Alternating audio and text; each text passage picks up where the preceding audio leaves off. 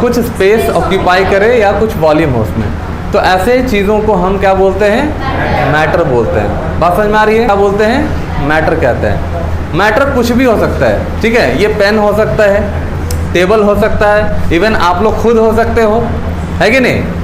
You also a matter. Matter हो कि नहीं? मैटर हो ना।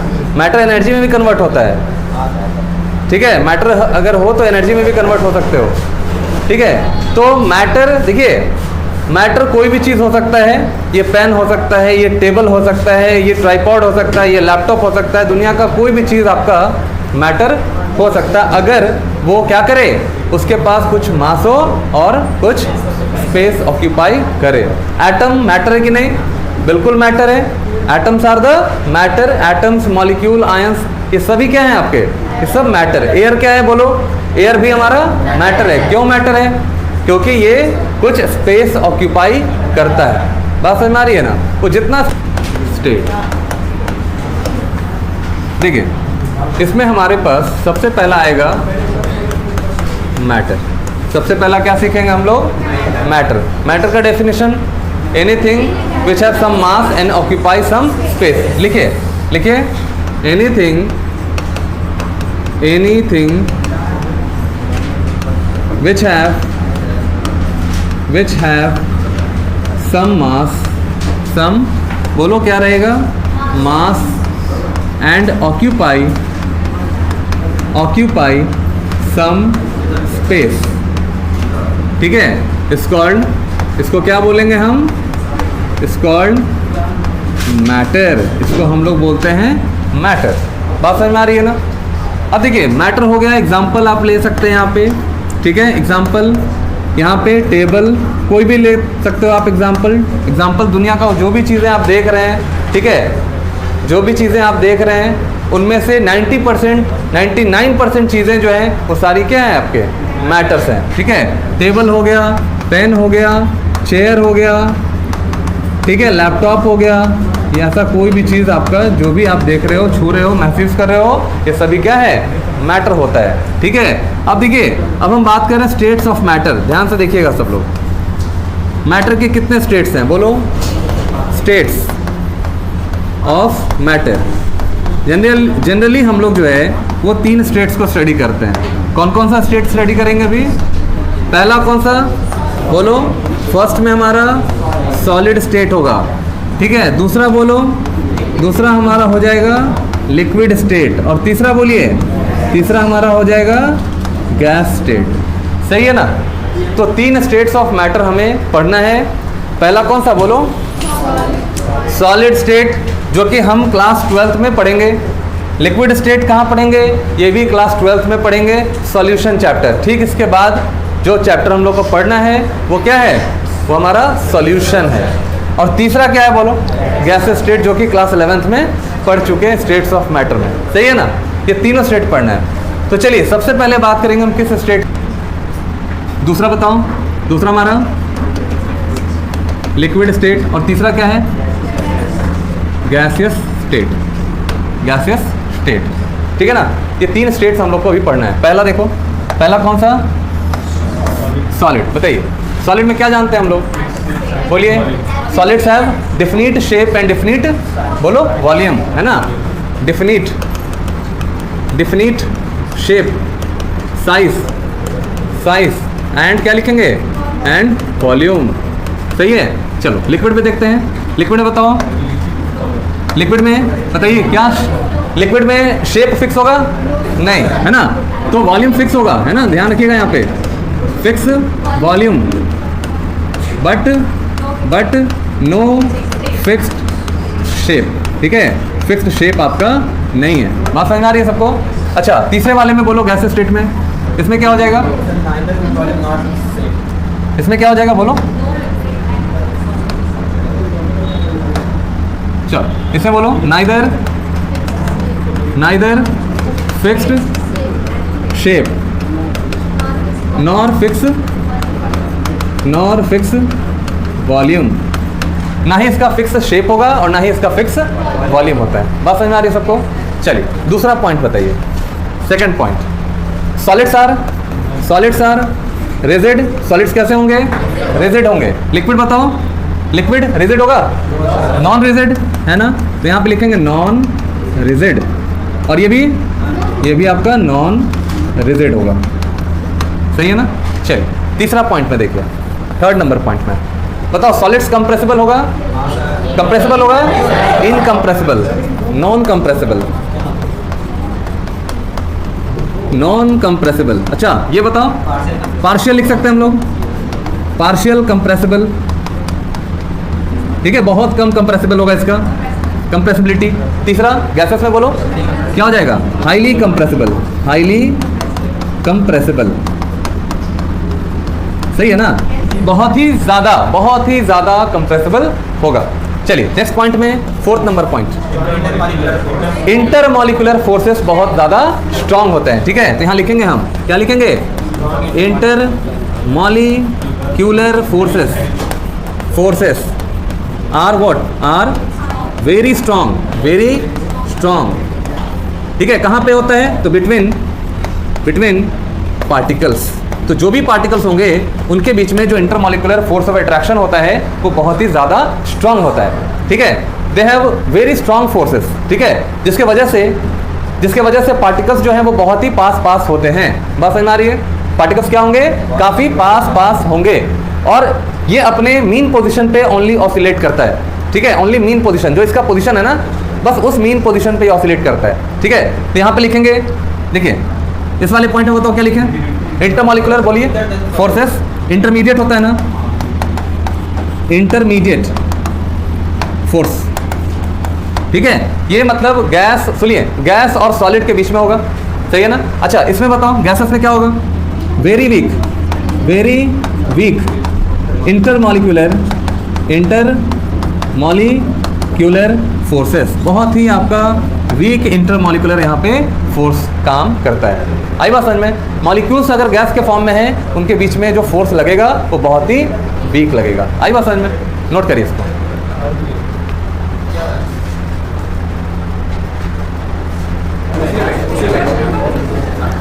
हो गया? चलिए देखिए, तो कहाँ पे हम थे? सॉलिड, लिक्विड और गैस। हम लोग सॉलिड, लिक्विड और गैस पे थे। चलो कितने नंबर पॉइंट चलेगा ये? 5 नंबर। और बता सकते हैं आप लोग 5 नंबर पॉइंट? बोलिए। इंटरमॉलिक्यूलर स्पेस जो है वो बहुत ही कम होता है। तो देखिए यहाँ पे क्या होता है, आप यहाँ पे इस तरह का एक फिगर बनाकर समझ सकते हैं, ठीक है, एक फिगर बनाकर आप समझिए क्या कह रहा है इसमें। देखिए इसमें जो पार्टिकल्स होते हैं वो क्या दिख रहा है आपको? बोलो। ये जो पार्टिकल्स हैं वो बहुत पास हैं। ये सभी पार्टिकल एक दूसरे के साथ काफ़ी स्ट्रॉन्ग फोर्स से जुड़ा हुआ है ना, बहुत ही स्ट्रॉन्ग फोर्स से जुड़ा हुआ है। इंटरमॉलिक्यूलर फोर्स आपका बहुत ज़्यादा है, और फोर्स ज़्यादा होने की वजह से मॉलिक्यूल काफ़ी पास आ गया है, यानी कि मॉलिक्यूल आपका पास आ जाने से क्या हो गया? रिजिड हो गया, और काफ़ी स्टेबल भी हो जाता है। बात समझ में आ रही है ना? इसकी मेल्टिंग पॉइंट, बॉइलिंग पॉइंट काफ़ी हाई होती है as compare to liquid and gas. तो मेल्टिंग पॉइंट और बॉइलिंग पॉइंट जो होता है इज़ वेरी हाई। ध्यान रखिएगा, ये मेल्टिंग पॉइंट, बॉइलिंग पॉइंट इसका जो है ना, ये बहुत हाई रहता है, ठीक है। चलिए लिक्विड का हम देख लेते हैं शेप क्या होता है। लिक्विड में क्या होगा? लिक्विड्स में ये हमारा हो गया लिक्विड, और इसमें जो मॉलिक्यूल्स होंगे वो थोड़े से दूर पे होंगे। ऐसा नहीं एकदम सिस्टमेटिकली अरेंज मत कीजिएगा इसको, ठीक है, ये रैंडमली अरेंज होता है। यहाँ पे देखिए लिक्विड है, लिक्विड में जो मॉलिक्यूल्स हैं वो थोड़े दूर पे रहेंगे, ठीक है। तो यहाँ पे क्या हो जाएगा बोलो? यहाँ पे रिजिड तो नहीं होगा ना, उतना रिजिड है ही नहीं, ठीक है। दूसरा मेल्टिंग बॉइलिंग पॉइंट क्या होगा इसका? As compare to solid melting and boiling points are low as compare to solid. तो यहाँ लिखेंगे हम melting and boiling points are, बोलो क्या हो जाएगा? लो एज कम्पेयर्ड टू किसका? सॉलिड्स, ठीक है। सॉलिड्स के कंपेयर में इसका मेल्टिंग पॉइंट, बॉइलिंग पॉइंट थोड़ा कम होता है। चलिए अब आते हैं हम लोग किसके ऊपर? गैस के ऊपर। आइए देखते हैं गैस वाले में क्या होगा। चलिए इस वाले में चेक करते हैं। देखिए इसमें क्या हो जाएगा? स्पेस काफ़ी दूर है ना, मॉलिक्यूल्स जो है वो बहुत दूर है, यानी कि यहाँ पे हम लिखेंगे कि ये आपका मॉलिक्यूलर स्पेस जो है वो बहुत ज़्यादा है। Molecular space is very high, molecular space बहुत हाई है। और बताओ क्या ये फ्लो करने का एबिलिटी रखता है? बिल्कुल, ब्लो करता है, एयर ब्लो करता है, ठीक है, फ्लो करता है। तो एबिलिटी टू फ्लो, इसीलिए इन्हें हम लोग ऑल्सो कॉल्ड फ्लूइड्स, क्या बोलते हैं इसको? इन्हें हम फ्लूइड्स भी कहते हैं। ये भी ध्यान रखिएगा, ये भी एबिलिटी टू, बोलो, एबिलिटी टू फ्लो, ठीक है। ऑल्सो कॉल्ड, इन्हें हम क्या बोलेंगे? Also called fluids. बात समझ आ रही है ना सबको? इन्हें हम फ्लूइड्स कहते हैं। क्लियर है? तो सॉलिड, लिक्विड, गैस में ये सब कुछ पॉइंट्स हैं, आपको याद रखना है। और कुछ बता सकते हो पॉइंट्स में? हाँ, इसमें आपका फिक्स होता है, ठीक है। तो यहाँ ये भी पॉइंट आप ऐड कर सकते हैं 6 नंबर पॉइंट्स में। क्या ऐड कर सकते हो बोलो? 6 नंबर में पार्टिकल्स, कॉन्स्टिट्यूएंट पार्टिकल। अच्छा, कॉन्स्टिट्यूएंट का मतलब क्या होता है? What is the meaning of constituent? कौन बताएगा? कॉन्स्टिट्यूएंट पार्टिकल्स, बोलो, पार्टिकल्स आर। देखिए, कॉन्स्टिट्यूएंट का मतलब होता है किसी चीज से मिलकर बनना, ठीक है। कॉन्स्टिट्यूएंट मतलब अगर ये पेन है तो एटम से मिलकर बना हुआ है, तो एटम्स आर द कॉन्स्टिट्यूएंट। बिना एटम से पेन बन नहीं सकता, ठीक है। तो atoms are the constituent particle. Pen को बनाने वाला जो पार्टिकल है वो क्या है? एटम्स है। आई बात समझ में? तो एटम्स जो है ना, ये कॉन्स्टिट्यूएंट पार्टिकल्स हो गया। तो यहाँ लिखेंगे कॉन्स्टिट्यूएंट पार्टिकल्स आर, बोलो, आर क्या? Fixed at their position, are fixed होंगे, फिक्स्ड एट देयर पोजीशन। यहाँ पे क्या फिक्स होगा? फिक्स नहीं होगा, not fixed position of molecules, ठीक है। इसे बताओ, इसमें क्या होगा? फिक्स होगा क्या? पोजीशंस आर नॉट फिक्स्ड, है ना। तो यहाँ पे लिखेंगे पोजीशंस आर नॉट फिक्स्ड। तो देखिए, ये गैस में क्या होता है? गैस आपका फ्री होता है, गैस फ्री होता है और ये कहीं भी मूव कर सकता है। क्यों? गैस के अंदर एनर्जी बहुत ज़्यादा होता है। याद रखिएगा, यहाँ पे हम लिख दे रहे हैं एक पॉइंट, ठीक है, इसको भूलिएगा नहीं। इसमें आप काइनेटिक एनर्जी जो है ये बहुत क्या होता है? हाई होता है, वेरी हाई, बहुत हाई होता है। इसमें kinetic energy as compare to gas थोड़ा कम होगा और इसमें बहुत कम होगा, ठीक है। याद रखिएगा, इसमें काफ़ी कम होता है। जितना एनर्जी ज़्यादा उतना रैंडमनेस ज़्यादा। रैंडमनेस का मतलब मूवमेंट, एबिलिटी टू मूव, ठीक है। रैंडम उतना ज़्यादा होगा, इधर उधर घूमने का पावर ज़्यादा होगा, ठीक है। गैस को जितना जगह मिलेगा वो उतने जगह में फैलेगा। गैस के लिए वॉल्यूम फिक्स नहीं है। आई बात समझ में? गैस को जितना वॉल्यूम मिलेगा उतने वॉल्यूम में वो एक्सपैंड करेगा। लेकिन लिक्विड आपका, बोलो, लिक्विड उतना एक्सपैंड नहीं करता। लिक्विड को अगर आप गर्म कीजिएगा वो गैस में कन्वर्ट होने लगेगा, ठीक है। और गैस को जब कूल कीजिएगा वो लिक्विड में कन्वर्ट होने लगेगा। बात समझ में आ रही है ना?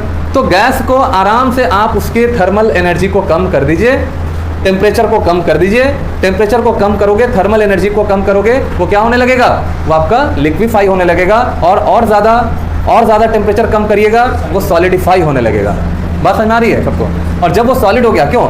जब आप टेम्परेचर कम करते हैं तो मॉलिक्यूल के बीच में इंटरमॉलिक्यूलर फोर्सेस बढ़ने लगता है, ठीक है। उसकी थर्मल एनर्जी जब कम होती है तो मॉलिक्यूल सब पास आने लगता है। और जब मॉलिक्यूल पास आने लगेगा तो मॉलिक्यूल्स के बीच में एक फोर्स काम करता है।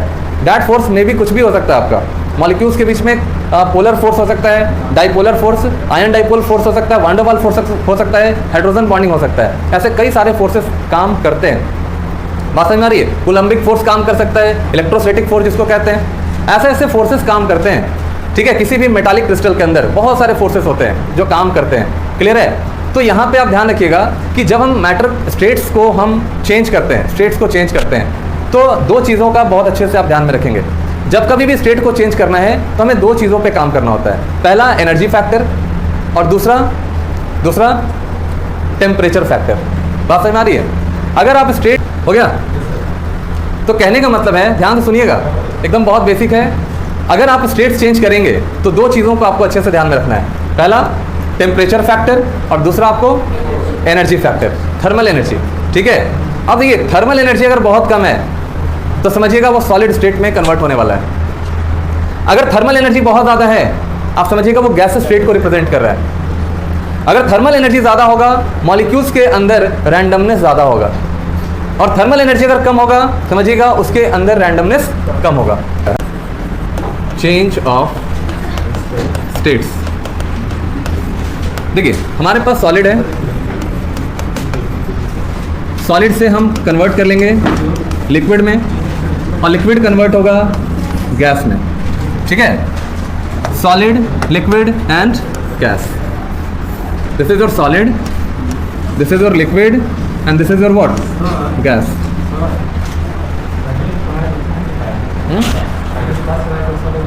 लाओ दे दो कॉपी। हाँ तो इसके बाद चलेंगे ना, इसके बाद चलेंगे, ठीक है। देखिए अब हम इसको कन्वर्ट करेंगे, ध्यान से देखिएगा। चलिए सॉलिड से अगर लिक्विड जाना है क्या करोगे? सॉलिड से अगर लिक्विड जाना है क्या करिएगा? गर्म करना होगा ना, तो यहाँ पे हम हीट का साइन देंगे, यानी हीट करेंगे। चलिए लिक्विड को हीट करोगे क्या मिलेगा? गैस मिलेगा। चलिए गैस को कूल करेंगे तो क्या मिलेगा बोलो? कूल करने पे हमें मिल जाता है लिक्विड। अच्छा लिक्विड को कूल करोगे क्या हो जाएगा?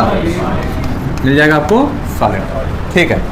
अच्छा सॉलिड को तुम क्या करोगे? लिक्विड में कन्वर्ट करोगे, तो जो हीट आप दीजिएगा इसे बोला जाता है हीट ऑफ फ्यूजन। क्या बोलते हैं? Heat of fusion. ध्यान रखेंगे इस बात को, क्लियर है? अच्छा लिक्विड को अगर आप गैस में कन्वर्ट करेंगे तो इसको कहते हैं हीट ऑफ वेपोराइजेशन। वेपोराइजेशन, बात समझ में आ रही है आप लोगों को? ठीक है। अगर आप सॉलिड से डायरेक्टली गैस में कन्वर्ट करते हो तो इसे हम क्या बोलते हैं? सब्लिमेशन। इसको क्या बोला जाता है? और जो एनर्जी की जरूरत पड़ती है उसे हम बोलते हैं heat of sublimation. Heat of sublimation, आई बात समझ में? डेल्टा एच ऑफ सब्लिमेशन, इस चीज़ को ध्यान में रखिएगा। यहाँ पे लिखेंगे डेल्टा एच ऑफ फ्यूजन, इसे हम क्या बोलेंगे बोलो? Delta H of vaporisation. आई बात समझ में? तो इन बातों को ध्यान में रखेंगे। कभी कभी आपसे एक वर्ड पूछा जाता है डिपोजिशन, ठीक है। डिपोजिशन में क्या होता है कि जब आप किसी गैस को सॉलिडिफाई करते हो, ठीक है, गैस को सॉलिड में चेंज करते हैं, इसको बोलते हैं क्या? डिपोजिशन, ठीक है। This is called your what? Deposition. Clear हो रहा है? सबको समझ में आ रहा है? नोट कर लीजिए। Types of solid,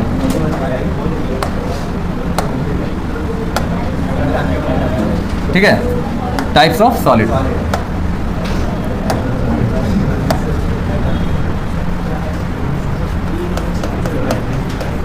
types of solid, बोलो types of solid.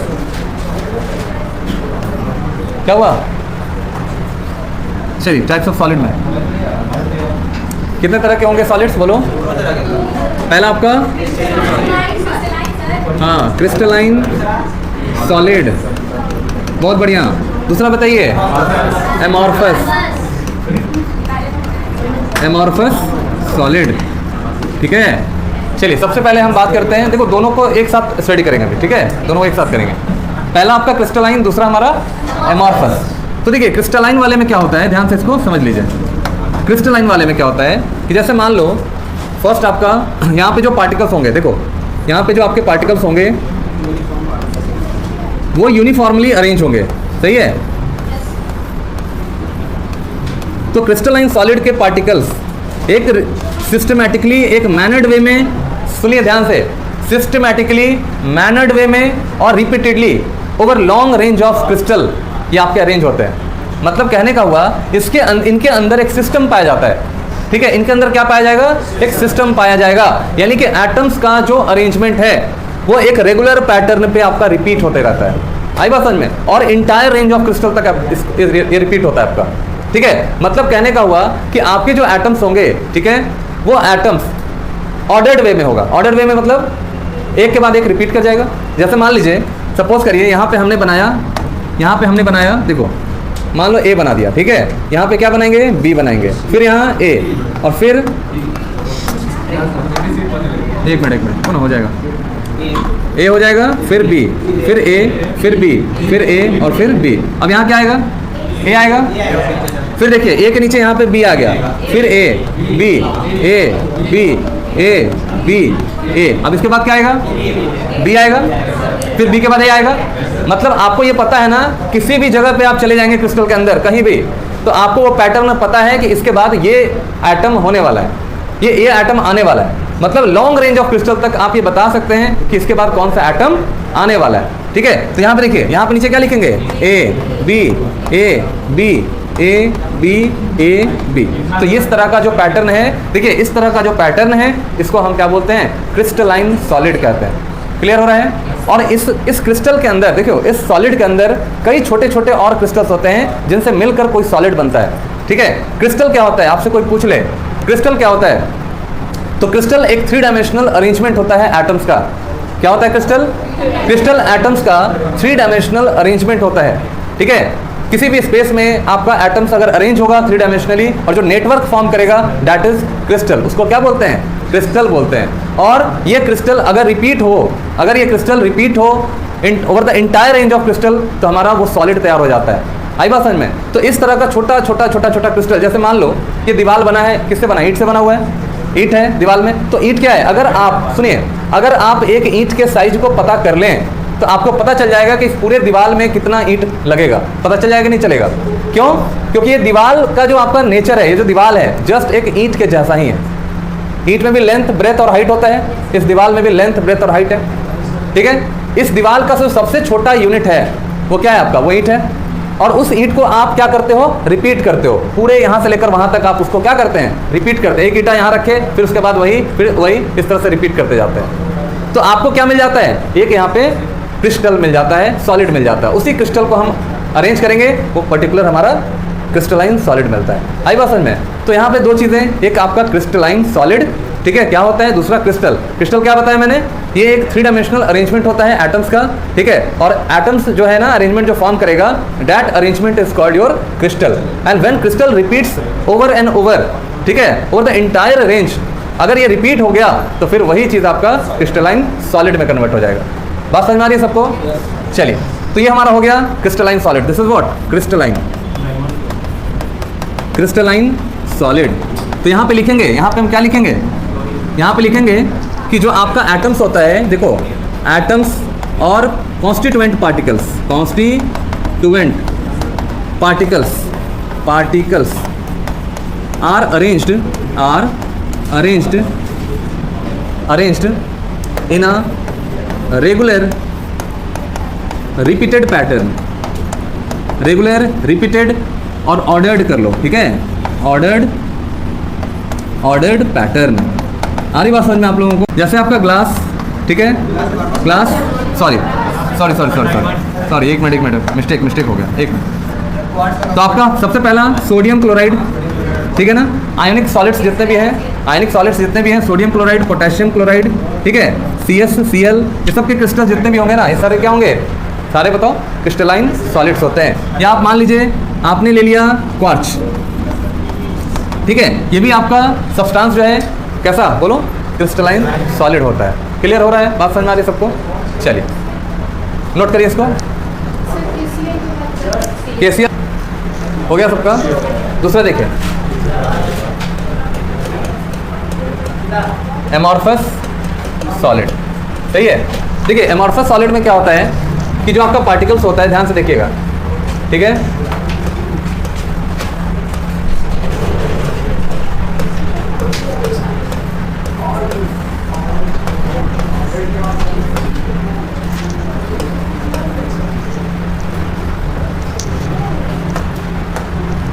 A B B A C B, ठीक है, A B B B A B B, कुछ भी कर लो ना इसमें, है ना, A ऐसा कुछ भी कर लो आप, B A ऐसा A B, हो गया।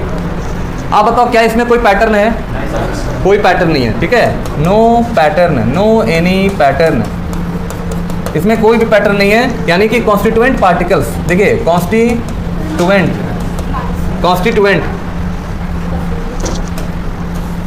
जो पार्टिकल है,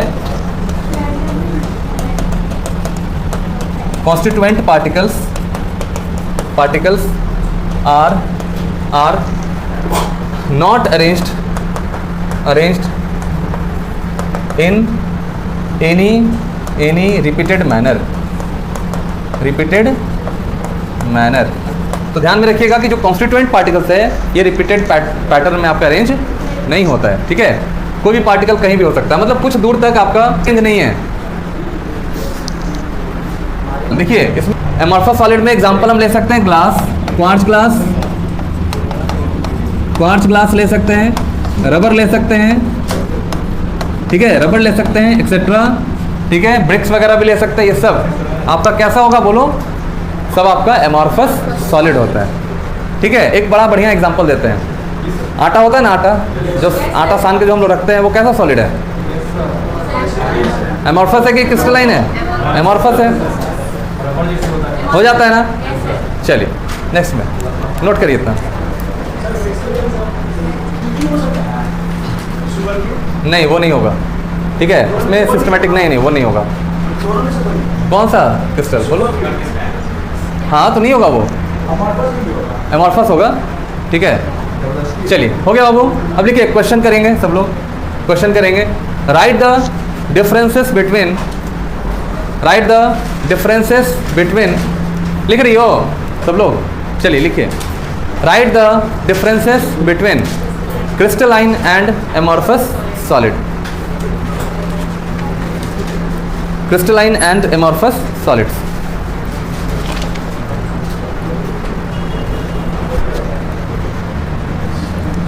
crystalline and amorphous solid.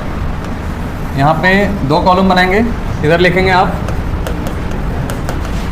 Crystalline solids और इधर लिखेंगे एमॉर्फस सॉलिड। पहला हमारा हो गया क्या बोलो? क्रिस्टलाइन सॉलिड, और दूसरा क्या हो जाएगा? एमॉर्फस सॉलिड हो जाएगा। चलिए सबसे पहला डिफरेंस बताओ। पार्टिकल्स आर अरेंज्ड, हाँ अरेंज्ड इन अ रेगुलर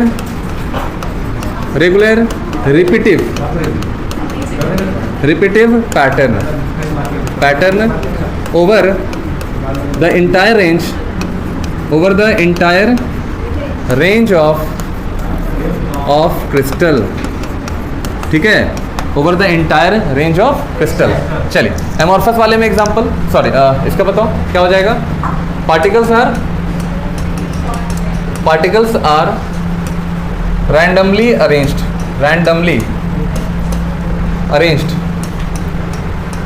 ठीक है, पार्टिकल्स क्या होगा? रैंडमली अरेंज्ड होता है। ठीक है, दूसरा बताओ। दे, हाँ बिल्कुल, लॉन्ग रेंज ऑर्डर। और इसका क्या हो जाएगा? Short range order. मतलब इसका मतलब कौन समझाएगा? लॉन्ग रेंज ऑर्डर का मतलब क्या है? हाँ मतलब कि कहीं भी क्रिस्टल में चले जाइएगा आप, क्रिस्टल में कहीं भी आप चले जाएंगे, आपको हर जगह पे एक रेगुलर रिपीटिव पैटर्न मिलेगा। कहीं भी जाएंगे, लॉन्ग रेंज ऑफ क्रिस्टल तक जाएंगे, आपको क्या मिल जाएगा? एक रेगुलर रिपीटिव पैटर्न मिलेगा। चलिए तीसरा बताइए, बोलो। शार्प मेल्टिंग पॉइंट है ना, तो याद रखिएगा शार्प मेल्टिंग पॉइंट। लेकिन इसका आपका बोलो नॉन यूनिफॉर्म, याद रखिएगा नॉन यूनिफॉर्म मेल्टिंग पॉइंट। इसका एक एग्जांपल देखो, जैसे शार्प का मतलब क्या हुआ कि इसका मेल्टिंग पॉइंट, हर एक चीज़ का एक अपना मेल्टिंग पॉइंट होता है, हर एक चीज़ों का। जैसे आप मान लीजिए सोडियम क्लोराइड ले लें, या मान लीजिए आप आयरन लेते हो, या मान लीजिए आप सिल्वर लेते हो, जो ज्वेलरी हम बनाते हैं सिल्वर लेते हो, या कोई भी आप एग्जांपल लेते हैं, उन सभी जनरली क्रिस्टलाइन सॉलिड की बात हो रही है, उन सभी सॉलिड्स के अंदर उनका एक मेल्टिंग पॉइंट फिक्स होता है कि इतने टेम्परेचर पे वो जाकर क्या हो जाएगा? मेल्ट हो जाएगा। बात समझ में आ रही है सबको? इनका एक शार्प मेल्टिंग, उससे कम टेम्परेचर पे वो मेल्ट नहीं होता है। आई बात समझ में? तो इनका एक शार्प मेल्टिंग पॉइंट होता है। लेकिन अगर मान लीजिए एमॉर्फस का एग्जांपल लेंगे, तो एमॉर्फस में शार्प मेल्टिंग पॉइंट नहीं होता है। जैसे मान लीजिए कि हमने प्लास्टिक को जलाया, मान लो प्लास्टिक को गर्म किया, ठीक है, प्लास्टिक को जब हम गर्म करेंगे तो क्या होगा? पहले वो सॉफ्ट होगा, ठीक है, पहले वो सॉफ्ट होगा, धीरे धीरे सॉफ्ट होगा, उसके बाद आपका वो मेल्ट करेगा। तो क्या एक यूनिफॉर्मिटी आया वहाँ पे? नहीं ना आया। पहले क्या हुआ? पहले कुछ टेम्परेचर लिया, वो सॉफ्ट हुआ, फिर हम अलग टेम्परेचर और टेम्परेचर बढ़ाएंगे तो वो जाकर मेल्ट करेगा। एक यूनिफॉर्म आपका मेल्टिंग पॉइंट यहाँ पे नहीं मिलेगा। जैसे शीशा वगैरह अगर लगाते हैं घरों में तो आप देखते होंगे कि वो जो शीशा है ज़्यादातर वो कुछ सालों के बाद, ठीक है, अपर एज और लोअर एज में डिफरेंस आ जाता है, ठीक है। क्यों? वो ग्रेविटी का फ़र्क होता है वहाँ पे, ठीक है ना, दोनों के एजेस में ना फ़र्क हो जाता है, ऊपर का एज नीचे के एज में थोड़ा सा पॉइंट का डिफरेंस हो जाता है, क्योंकि लंबे समय के बाद जो है ना वो जो आपका एमॉर्फस सॉलिड है वो मेल्ट करने लगता है, कि इंटायर वो मतलब मेल्ट करता है ड्यू टू ग्रेविटी की वजह से, टेम्परेचर के वजह से। आई बात समझ में सबको? तो ये चीज़ आपको यहाँ पे ध्यान रखना है कि यहाँ पे नॉन यूनिफॉर्म मेल्टिंग पॉइंट आपका होता है, और इसमें क्या होता है? यूनिफॉर्म मेल्टिंग पॉइंट या शार्प मेल्टिंग पॉइंट हम कह सकते हैं। चलिए और बताइए और क्या हो सकता है, बोलो। बिल्कुल, क्रिस्टलाइन सॉलिड में एक डिफिनिट शेप होता है, डिफिनिट शेप ऑफ क्रिस्टल के अंदर कौन सा शेप होगा? एक डिफिनिट शेप होता है, ध्यान रखिएगा। इसमें क्या होगा? नॉन डिफिनिट शेप, यहाँ पे ध्यान रखिएगा, नॉन डिफिनिट शेप हो जाता है, ठीक है, ध्यान रखेंगे इसको। चलिए इसमें बताइए 5 नंबर पॉइंट में बोलो, शार्प हीट ऑफ फ्यूजन, और इसमें लिखेंगे हम no sharp heat of fusion. Note कर लीजिए इसको। चलिए देखिए यहाँ पे क्या लिखे थे हम? क्रिस्टलाइन सॉलिड है, लड़का सब बात नहीं करेगा। एमॉर्फस सॉलिड, यही था ना हमारा। चलिए कितना नंबर चलेगा, देखो नंबर देखो, 6 नंबर। क्या लिखा जाए 6 नंबर में? बिल्कुल, देखिए इन्हें हम ट्रू सॉलिड्स कहते हैं। क्या बोलते हैं? ट्रू सॉलिड्स कहते हैं। और इन्हें हम क्या बोलते हैं? सीडो सॉलिड कहते हैं, या हम इसको सुपर कूल्ड लिक्विड कहते हैं। सुपर कूल्ड लिक्विड कहते हैं, इसे हम लोग सुपर कूल्ड लिक्विड कहते हैं।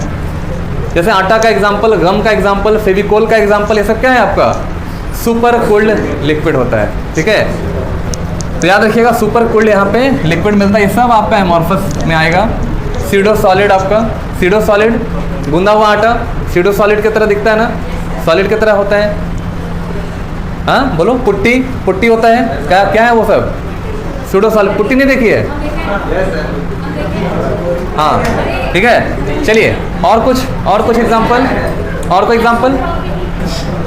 सबसे इंपॉर्टेंट पॉइंट अभी हम लोग करेंगे 7 नंबर में, ठीक है। देखिए 7 नंबर में, इसमें देखिए ध्यान से आप लोग, ये आपका क्रिस्टलाइन सॉलिड जो होता है एन आइसोट्रोपिक नेचर का होता है, एन आइसोट्रोपिक इन नेचर। और ये क्या हो जाएगा बोलो? आइसोट्रोपिक इन नेचर होगा। ये आपका नेचर में कैसा होगा? अभी कोई बनाइएगा नहीं, ठीक है, अभी कोई बनाइएगा नहीं।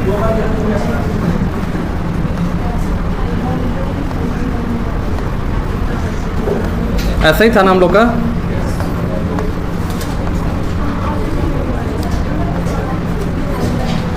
देख लो एक बार,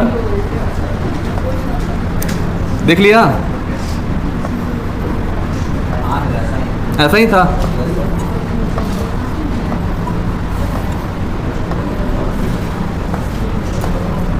मिला लीजिए देखो आप समझ में आ जाएगा। आप लोग ध्यान से देखिएगा यहाँ पे।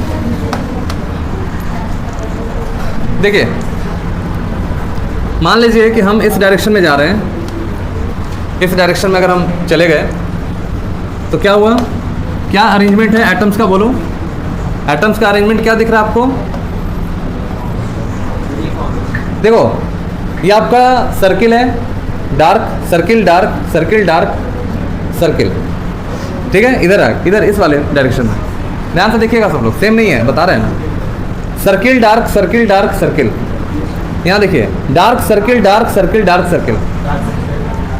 ठीक है, ऐसा है। तो ऊपर इस डायरेक्शन में गए तो डार्क सर्किल मिल रहा है।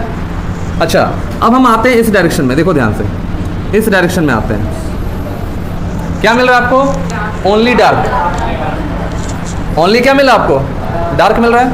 आप बताओ कि यहाँ पे जो डायरेक्शंस हम डिफरेंट डायरेक्शन दिखा रहे हैं उसमें आपका अरेंजमेंट अलग है कि नहीं है?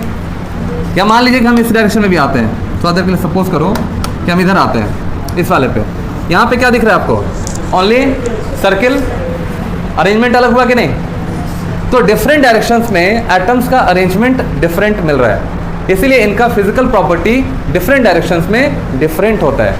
क्लियर हो रहा है? लेकिन देखो एमॉर्फस सॉलिड में क्या होता है कि एमॉर्फस सॉलिड में थोड़े दूर तक अरेंजमेंट सिस्टमैटिकली मिलता है, लेकिन उसके बाद आपका कोई भी सिस्टम नहीं रहता है, एटम्स का अरेंजमेंट सिस्टमैटिकली नहीं होता है।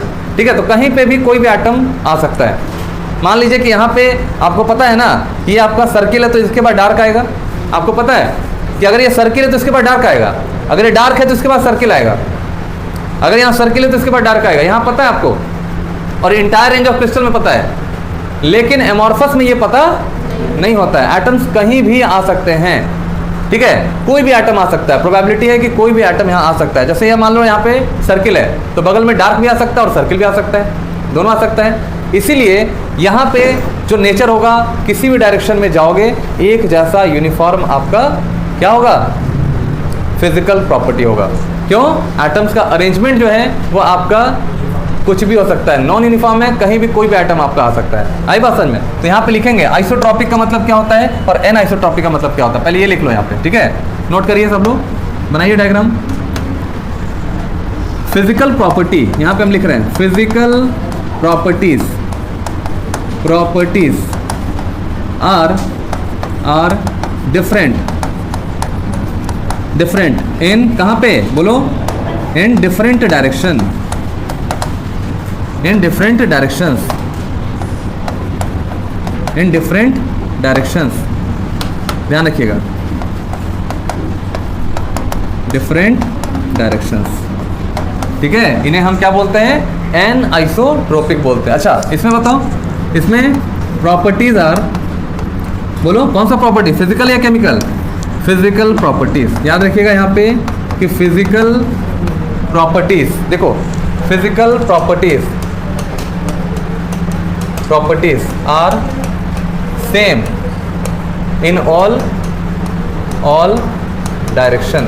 हम ये प्रिडिक्ट नहीं कर सकते एग्जैक्ट, ना मेल्टिंग पॉइंट बता सकते हैं, ना इसका कोई भी प्रॉपर्टी हम बता सकते हैं, एग्जैक्ट हम कुछ नहीं बता सकते हैं।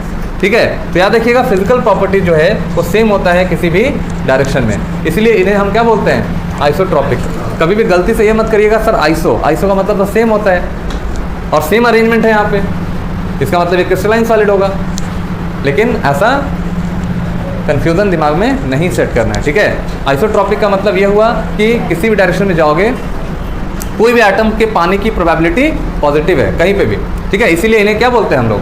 आइसोट्रोपिक कहते हैं। आई बात समझ में सबको? चलिए, तो ये मेरा क्रिस्टलाइन और एमॉर्फस का हो गया। अच्छा, ये लॉन्ग रेंज ऑर्डर और शॉर्ट रेंज ऑर्डर हो गया है क्या? देख लो, लॉन्ग रेंज ऑर्डर कौन सा है? क्रिस्टलाइन, और short range order amorphous solid. ठीक है, ध्यान रखिएगा। चलिए नेक्स्ट में लिखेंगे टाइप्स ऑफ क्रिस्टलाइन सॉलिड। बोलो, स्टेबिलिटी हो गया ना सॉलिड्स का?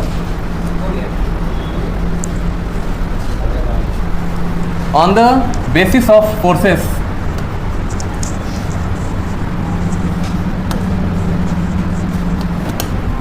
आवाज आ रही बाबू सबको?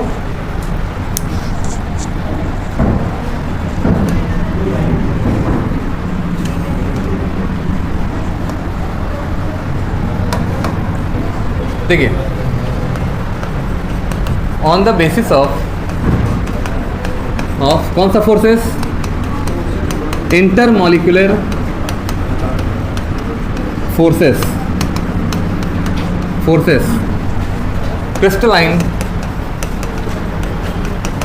crystalline solids are classified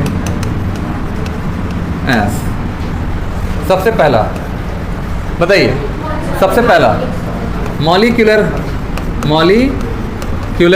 solids, दूसरा बोलो आयोनिक सॉलिड्स, आयोनिक सॉलिड्स, तीसरा बोलिए मेटालिक सॉलिड,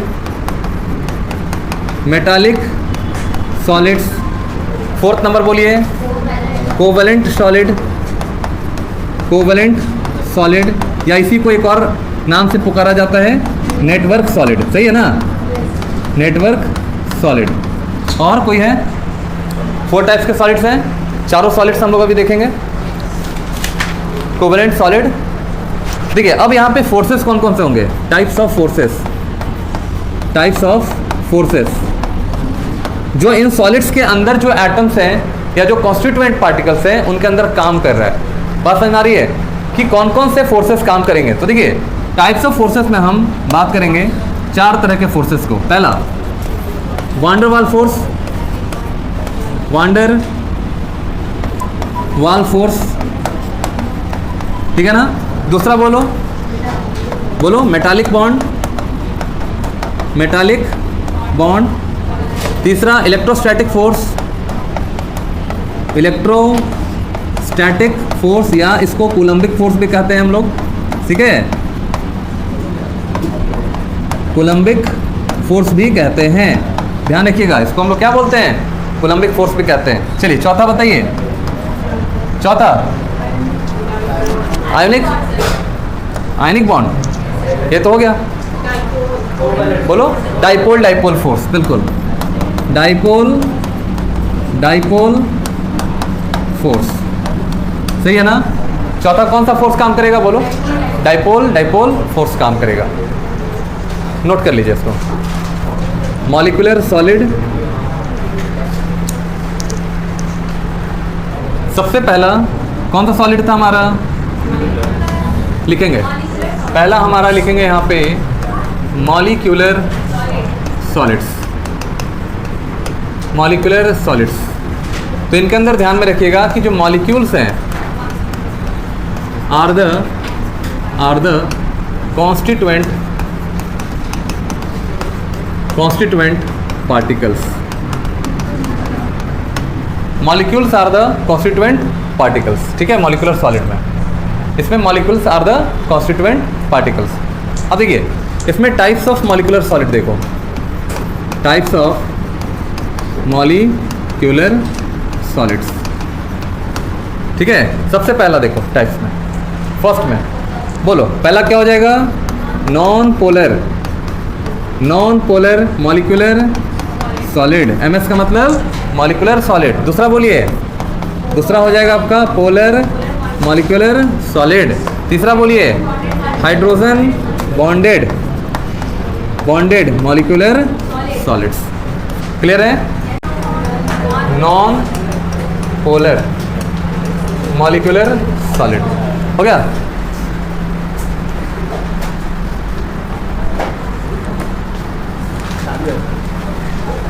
आइए देखते हैं देखिए नॉन पोलर मॉलिक्यूलर सॉलिड, ध्यान से देखिएगा। अच्छा नॉन पोलर का मतलब क्या होता है, क्या समझते हैं नॉन पोलर। जैसे देखिए हाइड्रोजन मॉलिक्यूल है, ठीक है ना, H2, ये आपका नॉन पोलर है, नहीं। ऑक्सीजन भी क्या है बोलो, नॉन पोलर है।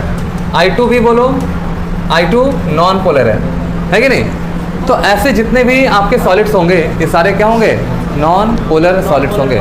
अब नॉन पोलर का मतलब ये होता है कि यहाँ पे किसी भी एटम पे कोई भी चार्ज आपका डेवलप नहीं करता है, ठीक है। चार्ज का मतलब क्या हुआ, प्लस और माइनस डेवलप नहीं करेगा। अब यहाँ कोई चार्ज नहीं है, इसका मतलब क्या समझते हैं कि इनमें से देखिए चार्ज कहाँ डेवलप करता है, जहाँ कोई इलेक्ट्रोनेगेटिव एलिमेंट है। यहाँ तो दोनों सेम एटम है, इलेक्ट्रॉन खींचेगा कौन, कौन बताओ, कोई नहीं, दोनों सिमेट्रिकल है ना। तो यहाँ पे कोई भी इलेक्ट्रोनेगेटिव एटम नहीं है, इसी वजह से मॉलिक्यूल के अंदर कोई भी चार्ज डेवलप नहीं हो रहा है। बात समझ में आ रही है। जैसे क्लोरीन, फ्लोरीन ऐसा कुछ रहता, सल्फर, तो ऐसा अगर कुछ होता तो यहाँ चार्ज डेवलप कर सकता था। जैसे मान लीजिए HF है, ठीक है, HF है। अब आप देखो फ्लोरीन एक इलेक्ट्रोनेगेटिव एलिमेंट है, कौन सा एलिमेंट है, इलेक्ट्रोनेगेटिव। तो ये इलेक्ट्रॉन क्लाउड को अपनी तरफ खींचेगा या नहीं खींचेगा, खींचेगा, इसका नेचर है इलेक्ट्रॉन क्लाउड को खींचना। तो जैसे अगर खींचेगा इसके ऊपर माइनस चार्ज, यानी इसके पास इलेक्ट्रॉन क्लाउड ज़्यादा हो जाएगा, इलेक्ट्रॉन की डेंसिटी बढ़ जाएगी। ठीक है। इस वाले फ्लोरीन के पास इलेक्ट्रॉन की डेंसिटी क्या हो गई, बढ़ गई। अब जैसे ही इसके पास इलेक्ट्रॉन की डेंसिटी बढ़ेगा, इसके पास नेगेटिव चार्ज डेवलप कर जाएगा। तो as compare to this negative charge, अगर आप इस नेगेटिव चार्ज को देखो तो जितना मैग्नीट्यूड है उतना ही मैग्नीट्यूड का यहाँ पे पॉजिटिव चार्ज यहाँ क्रिएट कर जाता है। आई बात समझ में? क्योंकि अगर इलेक्ट्रॉन अगर खींचेगा तो उस पर इलेक्ट्रॉन की कमी हो जाएगी नहीं, इसके पास ज़्यादा होगा इलेक्ट्रॉन, इसके पास इलेक्ट्रॉन की कमी हो जाएगी, है ना। तो इक्वल मैग्नीट्यूड का प्लस और माइनस चार्ज डेवलप कर गया, ऐसे मॉलिक्यूल को क्या बोलते हैं, बोलो, पोलर कहते हैं। और जहाँ पे कोई भी चार्ज डेवलप नहीं किया वहाँ उसको हम नॉन पोलर कहते हैं। जैसे हाइड्रोजन, ऑक्सीजन, आयोडीन, ये सब आपका क्या है, these are the non polar solids होते हैं। आई बात समझ में? तो लिखिए यहाँ पे, इसमें लिखिए non polar solids, non polar solids, solids, non polar solids are non polar in nature, are non polar in nature due two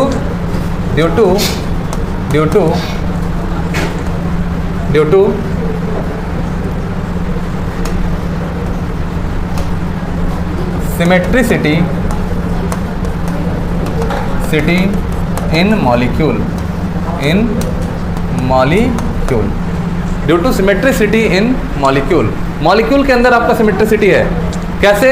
electron cloud का जो सेंटर होगा वो ये होगा, ध्यान रखिएगा, बात समझ में आ रही है ना। इलेक्ट्रॉन क्लाउड दोनों एटम के बीच में रहेगा, ठीक है। लेकिन यहाँ पे इलेक्ट्रॉन क्लाउड क्या हो गया, ये क्लोरीन की तरफ चला गया, लेकिन यहाँ पे इलेक्ट्रॉन क्लाउड एकदम सेंटर पे रहेगा, मतलब सिमेट्रिकल मॉलिक्यूल है। तो अगर मॉलिक्यूल हमारा सिमेट्रिकल है या सिमेट्रिसिटी डेवलप कर रहा है, समझिएगा वो चीज़ आपका या वो कंपाउंड या वो मॉलिक्यूल आपका नॉन पोलर कहलाता है। बात समझ में आ रही है सबको? तो यहाँ पे आप ध्यान रखिएगा, सिमेट्रिसिटी जो मॉलिक्यूल के अंदर है वो आपका डेवलप कर रहा है, तो फिर वो आपका कैसा होगा, नॉन पोलर हो जाएगा। आई बात समझ में? कोई भी इलेक्ट्रोनेगेटिव एटम नहीं होना चाहिए, अगर है तो मॉलिक्यूल सिमेट्रिसिटी होना चाहिए, तब जाके वो मॉलिक्यूल आपका कैसा होगा, नॉन पोलर होगा। बात समझ में आ रही है ना? अब देखिए, अब यहाँ पे कौन सा फोर्स काम करेगा, तो सबसे पहले समझिएगा कि नॉन पोलर वाले में आपका सबसे वीक फोर्स काम करता है, जिसको हम वांडर वाल फोर्स कहते हैं। यानी यहाँ पे आपका वांडर वाल फोर्स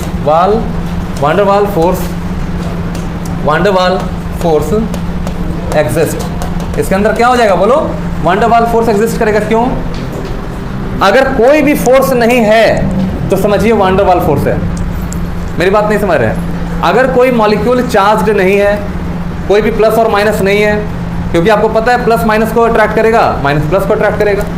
अगर ऐसा कोई भी चार्जेस नहीं है तो उनके बीच में परमानेंटली वांडर वाल फोर्स काम करता है। दुनिया के हर चीज़ों के अंदर कोई ना कोई फोर्स काम कर रहा है, ठीक है। एक दूसरे को सब अट्रैक्ट कर रहे हैं, ठीक है। हर चीज़ के अंदर एक फोर्स काम कर रहा होता है, ठीक है। तो अब सोचो इन सभी मॉलिक्यूल में कौन सा फोर्स काम करेगा। अब हाइड्रोजन मॉलिक्यूल है, कौन सा फोर्स काम करेगा, ये वीक वांडर वाल फोर्स काम करता है। अब ये जितने भी मॉलिक्यूल हैं ये एक दूसरे को अट्रैक्ट करते हैं, एक दूसरे के साथ में मतलब इंटरेक्शन करते हैं, और ये इंटरेक्शन फोर्स इतना वीक होता है कि ये मॉलिक्यूल सब क्लोज नहीं आ पाते हैं। और अगर मॉलिक्यूल क्लोज नहीं रहेगा तो वो गैसेस स्टेट में रहेगा। इसीलिए वीक वांडर वाल फोर्सेस जो होते हैं वो जनरली जिन मॉलिक्यूल्स के अंदर होते हैं वो सॉलिड्स में नहीं पाए जाते हैं, वो जनरली गैस या लिक्विड में होते हैं। क्यों गैस और लिक्विड में होते हैं? क्योंकि उन मॉलिक्यूल्स के बीच में इंटरैक्टिव फोर्स आपका काफ़ी कमज़ोर होता है और मॉलिक्यूल्स जो है वो काफ़ी दूर दूर होते हैं। अट्रैक्टिव फोर्स अगर स्ट्रांग होता है तो मॉलिक्यूल पास होता है, मॉलिक्यूल पास होता है तो लिक्विड में जाता, और पास होता है तो फिर सॉलिड में चला जाता। बात समझ में आ रही है? तो यहाँ पे वीक फोर्स काम करता है, ये वाला फोर्स बहुत कमजोर है, एक दूसरे मॉलिक्यूल को खींच नहीं पा रहा है उतना स्ट्रांगली। इसीलिए ये जो वीक फोर्स है, ठीक है, वीक फोर्स है, इसके वजह से ये जो कंपाउंड है आपका या ये जो मॉलिक्यूल है ये सब आपका नॉन पोलर या गैसेस फॉर्म में आपका जनरली पाया जाता है। लेकिन याद रखिएगा कि वांडर वाल फोर्स कई फैक्टर्स पे डिपेंड भी करता है, ठीक है। ये मॉलिक्यूलर वेट पे डिपेंड करता है। तो I2 कभी कभी आपसे सवाल पूछ देगा, ये बताओ कि I2 क्या है, गैसेस स्टेट में रहता है या सॉलिड स्टेट में रहता है? तो बोलिएगा सॉलिड फॉर्म में रहता है। अब इसमें ऐसा क्यों? क्योंकि देखिए वांडर वाल फोर्स जो होता है ये ज़्यादा होता है अगर मॉलिक्यूलर वेट ज़्यादा हो जाए। बात समझ में आ रही है? यानी कि आयोडीन का जो मॉलिक्यूलर वेट है, देखो फ्लोरीन, क्लोरीन, ब्रोमीन, ब्रोमीन आपका लिक्विड फॉर्म में रहता है, फ्लोरीन क्लोरीन गैस के फॉर्म में रहते हैं, और आयोडीन आपका सॉलिड के फॉर्म में रहता है। क्यों फ्लोरीन क्लोरीन गैस के फॉर्म में क्यों है? क्योंकि इनके बीच में ये नॉन पोलर मॉलिक्यूल्स हैं, इनके बीच में वीक फोर्स काम कर रहा है, ठीक है, वीक इंटरेक्टिव फोर्स काम कर रहा है, और इस वीक फोर्स की वजह से मॉलिक्यूल थोड़े थोड़े दूर पे हैं, ठीक है, और जब दूर पे रहेंगे वो गैसेस या जनरली लिक्विड के फॉर्म में एग्जिस्ट करते हैं। तो फ्लोरीन क्लोरीन किस फॉर्म में एग्जिस्ट कर रहा है बोलो? गैस के फॉर्म में। ब्रोमीन किस फॉर्म में? लिक्विड के फॉर्म में। क्यों? कि उनके पास कुछ मॉलिक्यूलर वेट है, और मॉलिक्यूलर वेट की वजह से वैन डर वाल्स फोर्स थोड़ा सा ज़्यादा स्ट्रांग है, तो मॉलिक्यूल थोड़े पास पास आ गए, और ज़्यादा स्ट्रांग फोर्स काम करेगा तो वो क्या हो जाएगा?